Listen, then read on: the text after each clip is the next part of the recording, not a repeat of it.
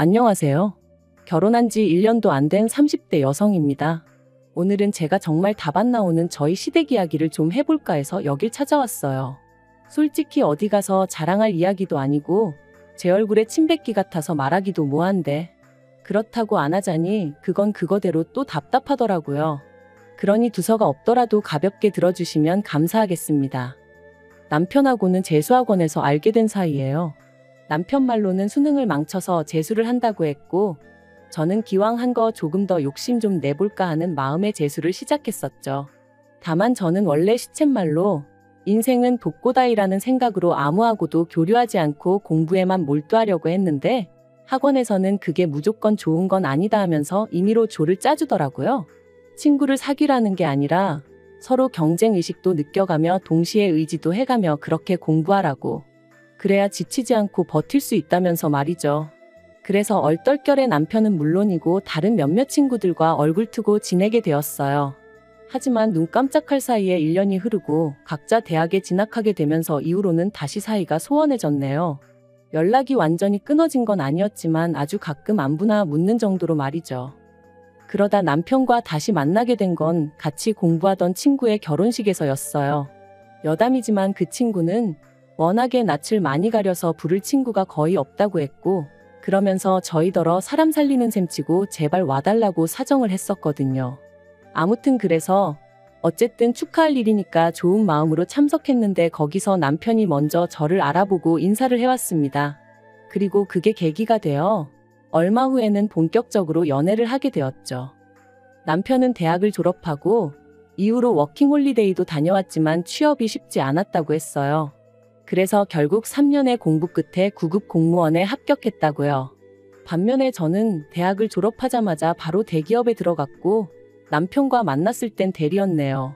하지만 저희 둘이 만나는 데 있어 적어도 저에겐 이런 조건들이 크게 중요하진 않았습니다. 남편이 저를 많이 사랑해주고 아껴준다는 거 그게 가장 중요하다고 생각했거든요.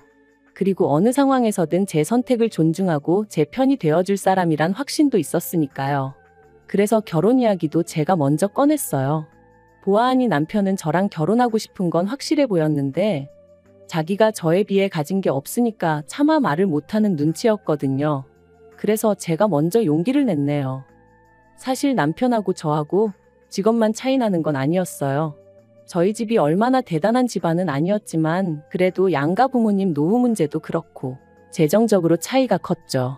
그런데 이 부분도 솔직히 저는 크게 문제될 거라고 생각하지 않았던 게 저희 친정에서는 이미 남편 쪽 사정을 어느 정도 알고 계셨고 그럼에도 불구하고 제가 남편과 결혼하고 싶다 했을 때 네가 좋으면 우리도 좋다는 말씀으로 허락을 해주셨었거든요.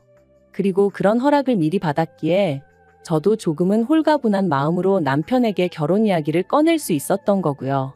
그런데 상견례 자리에서 그렇게 황당한 이야기가 오가게 될 줄은 솔직히 꿈에도 상상하지 못했네요. 남편 집안이 보수적이고 남성 중심적이라는 건 진작에 알고 있었어요.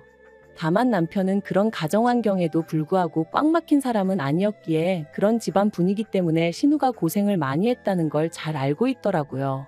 그리고 아닌 게 아니라 남편과 결혼 이야기가 오가면서 처음 시댁에 인사를 드리러 갔을 때 아버님 말씀 한마디 한마디에 잔뜩 긴장해 있는 신우와 그런 신우는 나 몰라라 하시고 오로지 아버님과 남편을 챙기시는 어머님을 보면서 남편 말이 무슨 이야기인지 확실히 알 수 있었어요.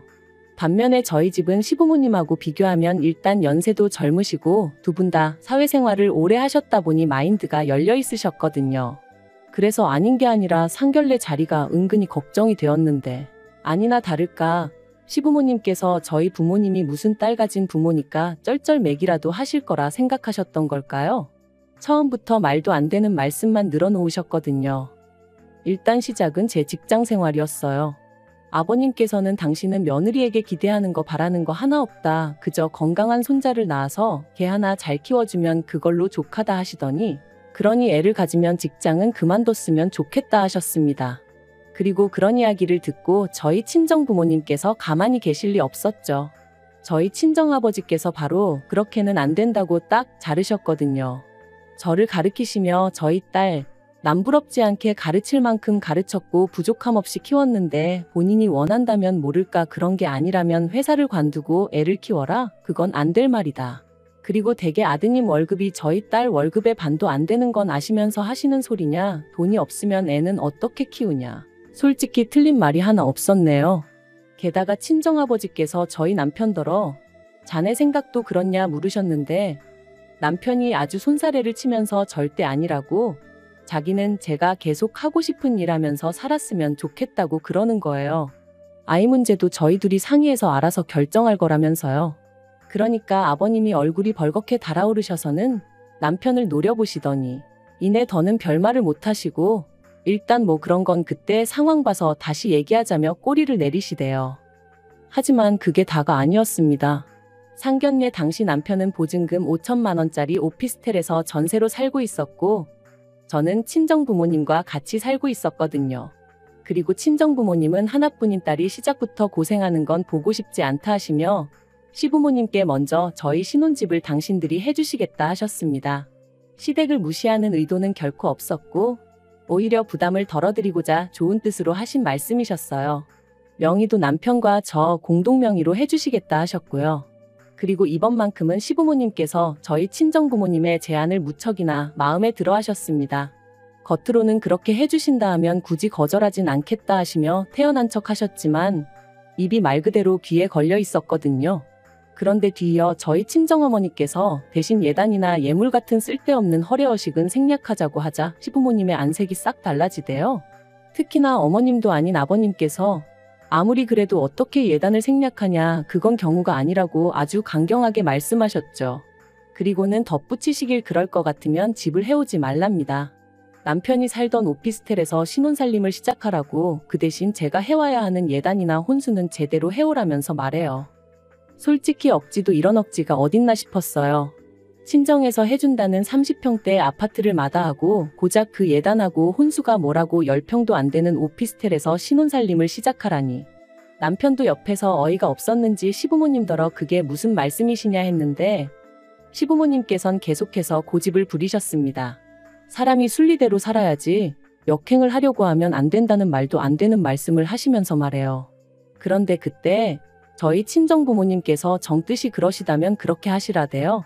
그리고는 그런데 이미 살고 있는 오피스텔이면 가정가구는 새로 필요한 게 거의 없지 않냐 하시니까 아버님께서 기다렸다는 듯이 대신에 시댁살림살이를 바꿔달라는 거예요. 냉장고랑 TV 같은 대형 가전들 말이죠. 듣는데 어찌나 황당하던지. 게다가 그게 끝이 아니었어요. 예단으로는 다른 건 필요 없고 현금으로 1,000만 원 가져오라고 하셨거든요. 정말이지 당시 저는 속으로 아무리 시부모님 되실 분들이라지만 저분들이 도대체 왜 저러시나 싶었다니까요. 남편도 얼굴이 새빨개져서는 집에서는 이런 얘기 없으셔놓고 왜 여기 와서 억지를 쓰시냐며 화를 냈고요. 그런데 이때도 저희 친정부모님은 흔쾌히 그렇게 하라셨습니다. 그 정도 조건이면 맞춰드리겠다면서 말이죠. 그러니까 시부모님도 더는 뭐 별 말씀 없으셨고 그렇게 상견례도 마무리가 되었습니다. 그리고 저희는 그렇게 부부의 연을 맺었어요. 시부모님이 바라시는 대로 남편 오피스텔에 신혼살림을 차렸고요. 그런데 이 일로 저희 남편은 저나 저희 친정부모님에게 큰 잘못을 했다고 생각했는지 자기가 중간에서 똑바로 역할을 못했다 하며 몇 번이나 사과를 해왔습니다. 물론 저희 친정부모님은 남편이 그럴 때마다 괜찮다 말씀하셨지만요. 그리고 남편도 뭔가 깨닫기라도 한 건지 하루는 더는 자기 부모님한테 끌려다니며 살지 않겠다고 하더라고요. 저로서는 그런 남편의 변화가 무척이나 반가웠고요. 신혼살림을 차린 지 한 달이 채 되지 않아 시부모님께서 집들이는 언제 하냐 물어보셨는데 솔직히 듣는 순간 너무 짜증이 났어요. 두 분 아들이 내내 살던 집인데 무슨 집들이 타령이신가 싶었으니까요. 그래서 자가도 아니고 전세인데다 새로 이사를 한 것도 아닌데 무슨 집들이냐고 안 하겠다 했죠. 그랬더니 시부모님이 더는 아무 말씀을 못 하시더라고요. 반면에 저희 친정부모님은 한번 모셨습니다. 남편이 먼저 비록 누추하지만 장인 장모님께 우리가 어떻게 사는지 보여드리는 게 맞는 것 같다며 먼저 모시자 해서 만든 자리였죠. 그리고 그렇게 집을 찾은 친정부모님께서 혼자 살다 둘이 살려니 많이 좁진 않은지 불편한 건 없는지 이런저런 질문을 하셨는데 남편이 고개를 못 들더라고요. 괜히 고생시키는 것 같아 미안하다. 죄송스럽다 하면서 말해요. 그런데 그때 친정부모님께서 남편에게 제안 하나를 하셨습니다. 그러지 말고 이 오피스텔 계약이 언제 끝나냐 하시면서 계약 끝나는 대로 상견례에서 이야기했던 것처럼 아파트를 해줄 테니 거기로 이사를 하는 게 어떻겠냐고요. 그리고 저는 남편의 눈빛이 반짝이는 걸 봤어요. 솔직히 상견례 때도 시부모님 때문에 아파트가 눈앞에서 날아가는 걸 보고는 엄청나게 속상해했었거든요. 남편은 저희 부모님의 제안을 받아들였고 전세 만기까지는 3달밖에 남지 않은 상황이었습니다. 남편은 신이 나서 이사 준비를 시작했고 하는 말이 전세 보증금 5천 돌려받으면 시댁에 해드린 혼수 비용은 돌려주겠다고 하더라고요. 그리고 남은 돈으로는 저희 부모님이 해주시는 아파트에 들어갈 혼수를 하자대요. 철이 없는 건지 사람이 긍정적인 건지 솔직히 시부모님의 반응을 생각하면 걱정도 되었지만 그와는 별개로 저희 친정부모님의 제안을 오해 없이 기쁘게 받아줘서 고마운 마음이 컸어요. 그리고 저희는 계획대로 아파트로 이사를 했습니다. 그런데 아파트 명의는 친정부모님이 원래 약속대로 공동명의로 해주겠다 하시는 걸 남편이 거절하여 제 단독명의로 했어요. 남편이 말하길 자기가 기여한 바도 없는데 욕심내지 않겠다면서 마음만 감사히 받겠다고 하더라고요. 게다가 남편은 돌려받은 전세 보증금 중 1,000만 원을 저희 친정부모님께 드렸습니다. 자기 부모님이 예단을 받으실 상황이 아니었는데 억지로 받아가신 거 잘 알고 있다며 진작에 돌려드렸어야 하는데 죄송하다고 꼭 받아달라 했죠.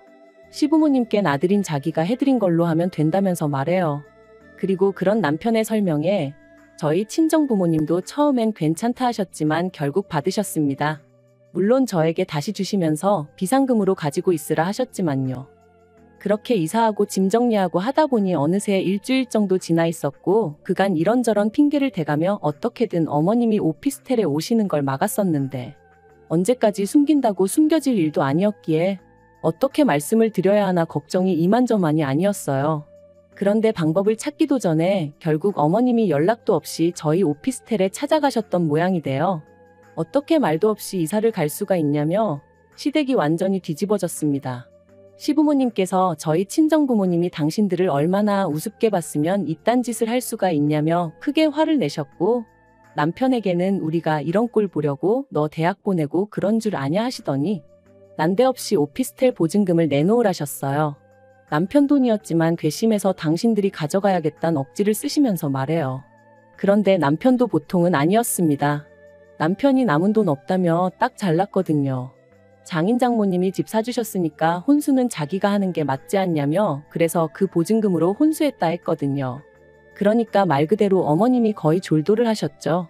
시부모님은 제가 있는데도 불구하고 남편더러 저희 집안이 아주 못 배워먹은 경우 없는 집구석이다 하시며 이혼하라 소리까지 서슴지 않으셨습니다. 그리고 남편은 남편대로 이사한 아파트가 얼마나 좋은 줄 아냐며 장인 장모님이 잘해주시는 게 도대체 뭐가 문제냐며 시부모님께 따지고 들대요.